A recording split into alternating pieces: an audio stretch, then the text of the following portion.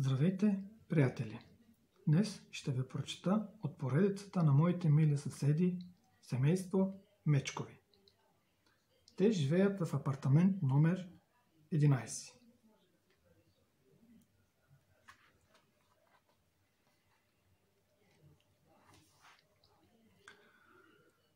Сутрешното слънце огряваше с топлите си пролетни лъчи парка и високия блок, който се намираше до него. Надничаше през прозорците на всички семейства и с нежна милувка будеше обитателите. Макар че някои предпочитаха да си поспиват повече. Особено семейство Мечкови. Кои са Мечкови? Хайде и ние да надникнем в дома им. Зимата вече свърши и те би трябвало тъкмо да стават от сън. Затова не им се сърдете, ако в началото ви се сторят малко кисели. Всъщност с тях е много забавно и са големи добряци. За днес мама Меца е планирала голямо почистване.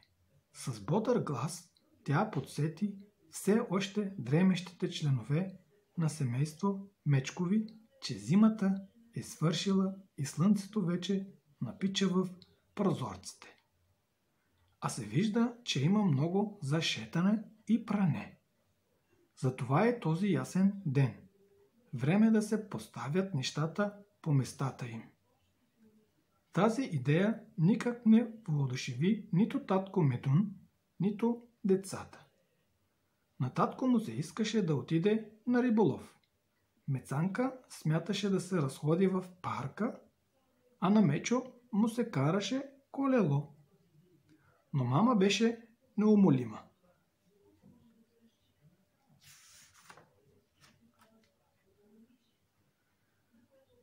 И за да даде лично пример, тя на часа нахлузи ръкавици, напълни кофа с вода и наизвади всякакви кърпи.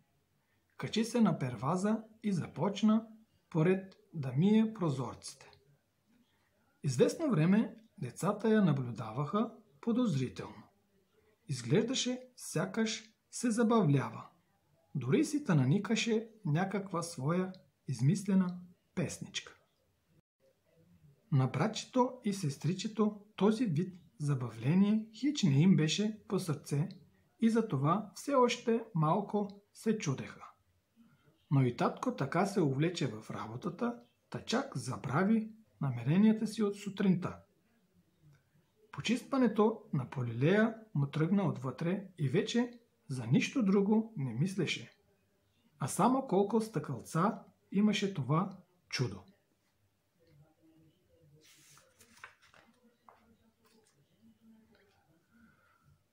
Тупането на килима е хубав начин да се раздвижиш, мислеше си татко Медун. А и сега най-добре от всички можеше да види колко прашен е бил килимът. Разбра защо мама настояваше да го изтупа. Откъде се е взела всичката тази прах? Мечо пък изтича да изхвърли буклука и се изненада, когато срещна пред вратата приятеля си Белчо.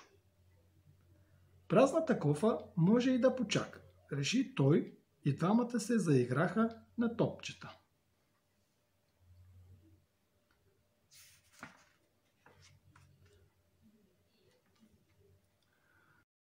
Да не забравите да си подредите стаята, напомни мама Меца на децата си. Както изглежда, това щеше да е една от най-трудните задачи за този ден. Да се подреди детска стая не е никак лесно. Тя е пълна с всякакви тайни кьошета, където нещо може да се завре. Тъй, че е нужна голяма упоритост, докато успееш да намериш и сложиш всяко нещо на мястото му. Затова братчето и сестричето малко помърмориха, но накрая се заловиха. И колкото повече се задълбаваха, толкова повече изненади откриваха. Ето ти го, комикса, извика победоносно Мецанка. Виждаш ли, че не съм ти го взела аз? През цялото време е бил под леглото ти. А какво търси шнолата ти в моето чекмедже? Не й остана длъжен Мечо. И скоро досадното подреждане се превърна в забавна игра по откриване на съкровища.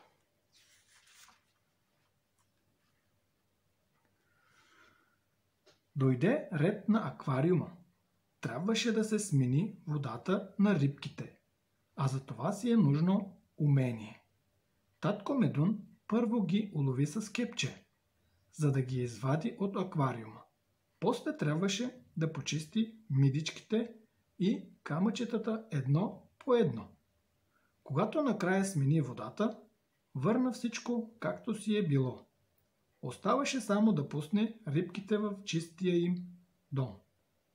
И на тях днес ще им бъде свежо и приятно там.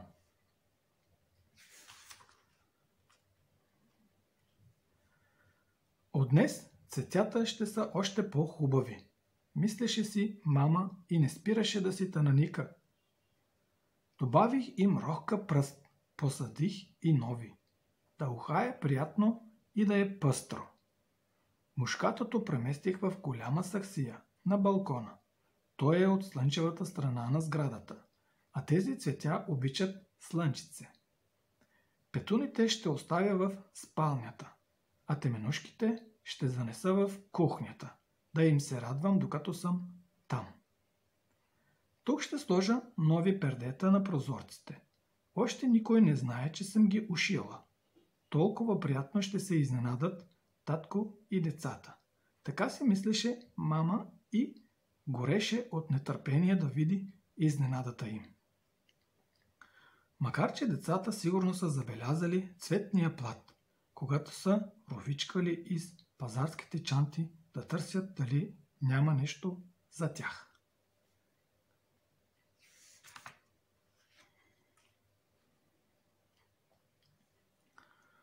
Гаражът е царството на татко Медун. Там са и всичките му инструменти. Той е горд със своята колекция от гаечни ключове, отверки, чукове, нивелири и всякакви бои. Там от известно време заглобяваше нов шкаф за кухнята. Само дето винтовете постоянно се чупеха и все не можеше да го завърши. Но накрая се справи. Оставяше само да го боядиса и монтира на мястото. Как само ще се изненада Меца.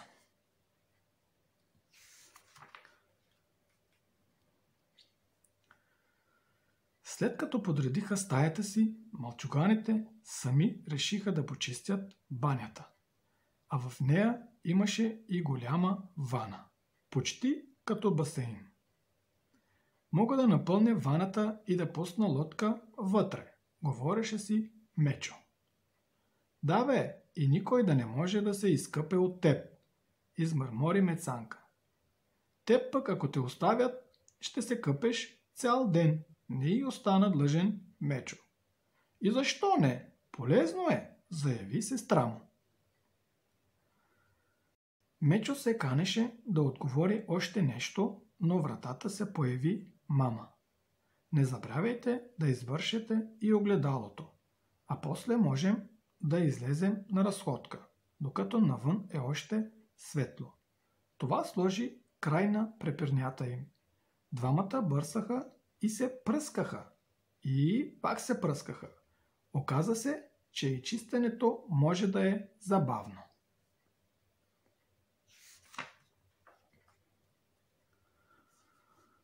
А мама беше неуморна.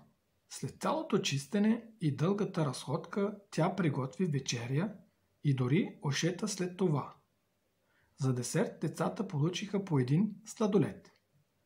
Мама беше много доволна от полезния ден. Татко и децата също бяха щастливи, а вкъщи всичко беше подредено и угаеше на чисто. И макар Мечо и Мецанка да казваха, че не са уморени, защото искаха да останат до по-късно, веднага щом се мушнаха в кралатчетата си, сладко заспаха. Добре се справиха. И е толкова хубаво, когато цялото семейство се включва в почистването. Така успяха да свършат всичко само за един ден. А сега и мама Меца може да поотдъхне. Сипва си чаша топло мляко и сяда до прозореца, загледана в нощта. Целият квартал е вече притихнал. Само на един от балконите се виждат две сенки, загледане в нощното небе, и нещо шушукат. Да, усмихва се мама Меца. Това трябва да са хлапетата на семейство Песови. А кои са те? И какво очакват да видят сред звездите, ще научиш от следващата книжка на поредицата Моите мили съседи. Семейство Песови.